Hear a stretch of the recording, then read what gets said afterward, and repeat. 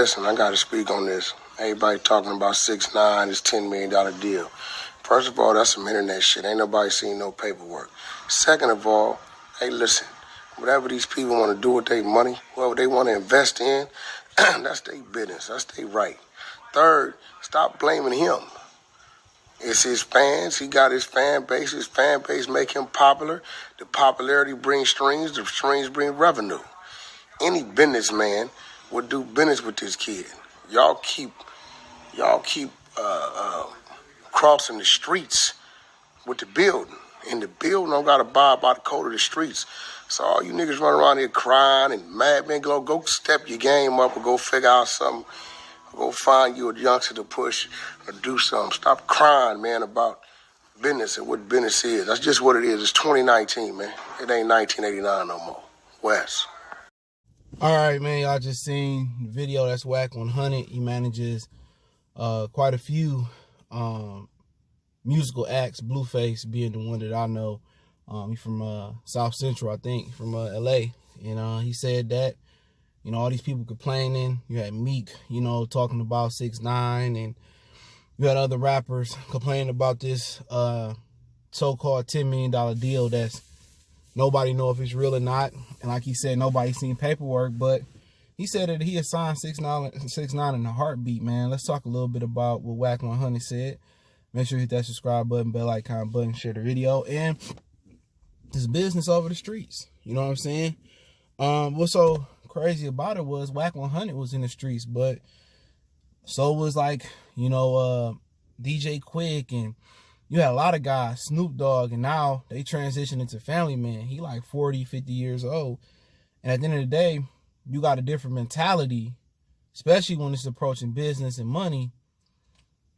Now you looking at it. Now at the end of the day, like, I believe maybe 6-7 months ago, he was just blasting YG for claiming Crip and then claiming blood. At least he made those allegations about YG. And at the end of the day, he blasted him on that. So you still talking street shit then. You know, you bringing up old pictures of YG throwing up this and then, you know, saying that, you know, he a fake blood and all that. But then at the end of the day, that is what it is. But you talking about getting behind a rat. You know what I'm saying? You just was talking streets a few months ago. You know what I'm saying? But now you talking about getting behind, you know, this decade's biggest whistleblower. But I understand this business, you know, business over streets. And he said basically the streets and business don't run parallel. And to blame his fans for still supporting his music. And like I said before, the majority of his fans ain't street dudes. The realest rappers got the less fans. let that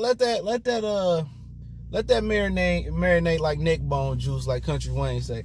The realest rappers got the less fans. You know, the local street rappers that really did it, that's really moving it, they ice look the same as the next rapper, entertainer ice. They might have more money than an artist, you know, than artists out here. But guess what? At the end of the day, their music could be just as hot or not as hot, but they don't get that credibility. So at the end of the day, he got a point. You know what I'm saying? It's business over that street stuff. But then again, you can get caught in the cross path, because if you managing him or you getting behind him, y'all at a show or whatever, and y'all pulling up to the venue or y'all at the hotel, and now if people really about that gangster stuff, which I don't believe they will, because he's a federal witness. He's an informant. He's property of the federal government, or he has an affiliation with them after this. I really don't think it's like he said, it ain't 89 no more. Nobody gonna risk their life going to jail over proving or taking 6ix9ine out the game at this juncture. But it's hard to believe somebody that came from the streets like Wack 100, who claimed to be blood, you know, even 20, 30 years later, whatever it is, willing to put the snitch stuff behind him. But like he said, it's business before the street code. And it's supply and demand. If the fans are willing to stream his music, he says it's about streaming revenue. They are willing to buy his music.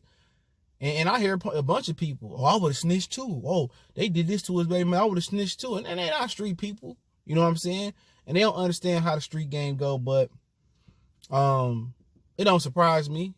You know, people put money before their mama. People put money before whoever they praise in their religion. People put money before their kids. People put money before their livelihood. You know what I'm saying? Somebody go walk, on hot stones, like burning hot stones, or they'll go walk across they go to the Bermuda Triangle, which nobody really ever returned from, for a certain amount of money, knowing they may never return. So people always put money, they always put money in the forefront. Money is the most important thing. And money, it means a lot, but money, money could get you in a lot of messed up situations. But with 6ix9ine, don't surprise me at all with him. It don't.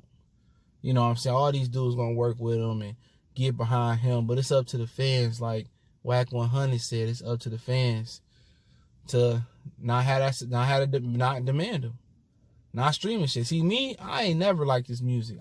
Gunmo, I didn't hear that till I went to Brooklyn, and I didn't believe it was him. You know what I'm saying? That voice coming out of him, but it was an okay song, but it wasn't nothing I was banging. But it's hard. It's hard for people that come from the streets like Meek, that come from the streets like other artists, to really look like, damn, he ratting and getting rewarded. And it's hard for some people that know Wack 100 came from the streets to see the maturation of, okay, it's business. It's not about streets no more. And just like a few months ago, you was blasting YG for banging, for false claiming or whatever it is. It's a little bit different, but like I said before, it's up to the fans not to demand them, man. But hey, it's Goodfellas Sports TV. Make sure you hit that subscribe button, bell icon button. Share the video. Appreciate the love, support, man. Want to make a donation? The link's there. Best way to donate is share the video. And let me know what y'all think about, Wack 100 saying that he'll sign 6ix9ine. And me personally, I got a code I live by. I don't mess with nobody like that.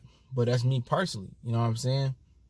Everybody different. Let me know what you sign 6ix9ine. Would you be affiliated, manage him or not, man? Don't forget, we got a lot of playlists: music, entertainment, NFL, NBA, boxing, MMA, the whole nine, movie reviews. So check out the playlist. I try to keep them updated. Y'all know what it is. One time for the one time. It's boy CJ Goodfellow. We go.